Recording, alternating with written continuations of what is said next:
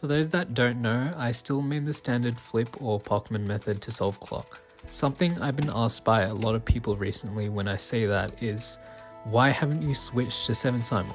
The reason why I think flip isn't much worse than 7 simul is because of its potential to be much more efficient and ergonomic, which compensates for the inability to solve a no flip with simultaneous moves. Now Zaid Chowdhury isn't just some random person. He was the first seed in Worlds 2023. He clearly knows what he's talking about. Flip is definitely the most versatile method for efficiency. You can take advantage of so many skips that you can't with 7 simul or Sheeran, and even with beginner 10 Move Memoless. 10 Move Memoless, at least in its beginner phase, is limited by its reliance on the X2 flip. You can't do Diag flips or Y2 flips in beginner 10 Move Memoless. For example, with this case where you have this edge skip and this edge skip over here, you will have to do a Y2 flip with, normal flip. And with 10 Move Memoless, at least in the beginner version, you cannot take advantage of this because beginner 10 Move Memoless requires the usage of an X2 flip instead of a Y2 flip. However, in this video I'll show you how you can take advantage of these lucky cases using X2 and Y2 flips.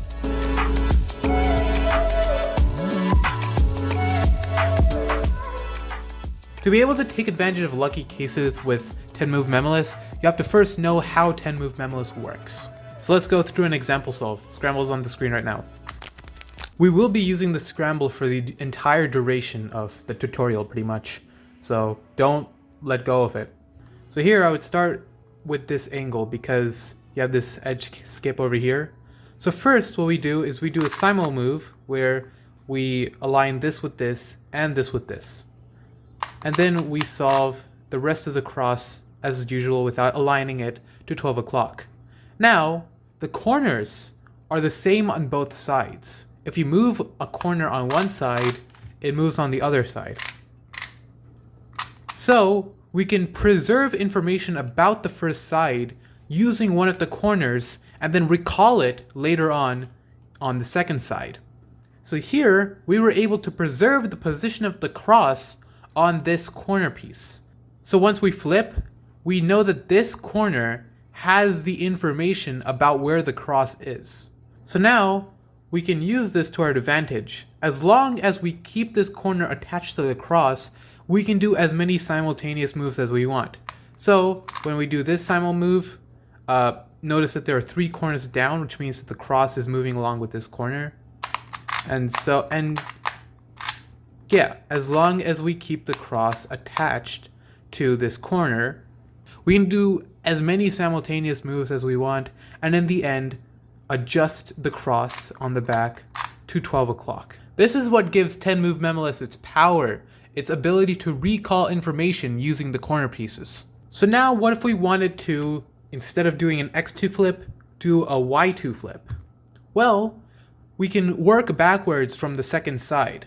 We know that on the second side, we want this corner to have our information about the back side, because we will be using this corner to recall the cross information later on in the solve.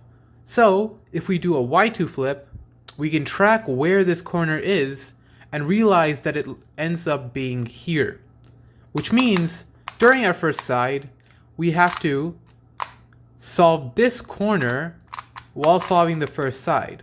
Now we can do a Y2 flip and know that the information about the first side cross is preserved on this corner piece. So we can just continue the solve as normal as if we had done an X2 flip, and it will work out. We can extend the same sort of theory to diagonal flips.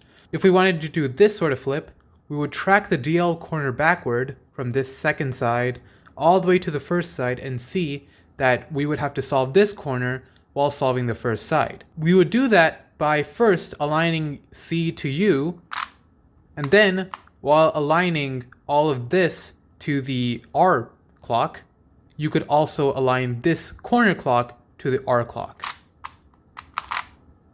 And then do a flip, and then continue on with 10 Move Memoless as usual. Same thing applies to diagonal flipping in the other direction. we would trace this DL corner backwards from the second side, and then see that we would have to solve this corner on the first side in order to be able to do a diagonal flip like that. Now that we know that we have to solve this corner on the first side, we would first align C to U, and then while solving this upper 2 by 3, we would align DL to D. And then we would have solved this corner so that when we flip, we can just continue 10 move memoless as usual. With this information, you can take advantage of any edge skip case that you want to. Any edge skip case that presents itself on clock.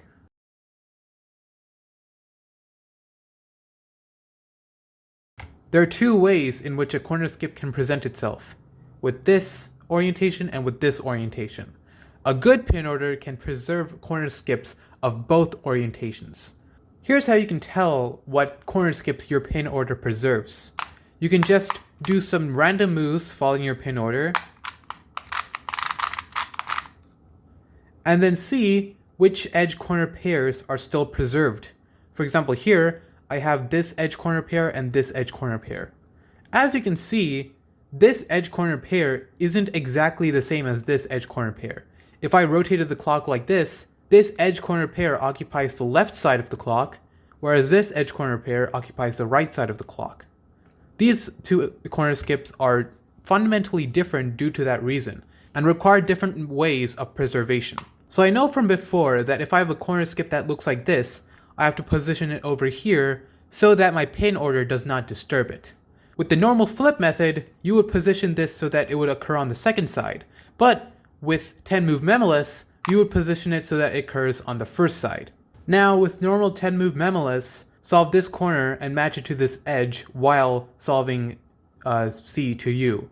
But since these two are already matched, I can just continue as normal without doing that simul move, and then flip. Now for a corner skip that looks like this, it gets a bit more complex, as you would position it over here and then do the moves that you would normally do. Then, since your solved corner is over here instead of here, you would have to do a Y2 flip to apply the corner skip to your 10 move memoless. By doing that Y2 flip, you would ensure that the solved corner makes it to the magical DL spot. So I try to find a good place to film this in my college dorm, but let's be real, it's a college dorm. So in my last video, I thought that a big flaw of it was that there wasn't really any conclusive ending. So I thought that I might want to make a conclusive ending for this video, surrounding my thoughts on this 10 move memoless method.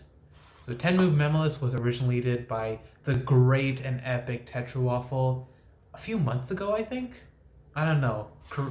Editing me will correct me if I'm wrong. It didn't really take off in the upper echelon of clock solvers. So, will it? Is 10 move memoless a good method for the upper echelon of clock solving? I don't think so. For solvers like Tommy Cherry and Anders Barhagen and all other top 7 simul solvers who have a 100% sort of memo success streak, I don't think it's worth it to switch to a method which has less simultaneous moves just because it has no memorization. So why did I make these tutorials then? Am I crazy? What am I doing here if I think this is a worse method than what we already have now? Let me tell you about my first experience with 10 move memoless. I was at Virginia Championships 2023, which was just this November, and this guy, who would later become my friend Tech Cubes, showed me this goofy method, 10 move memoless. And I was like, this is so bad.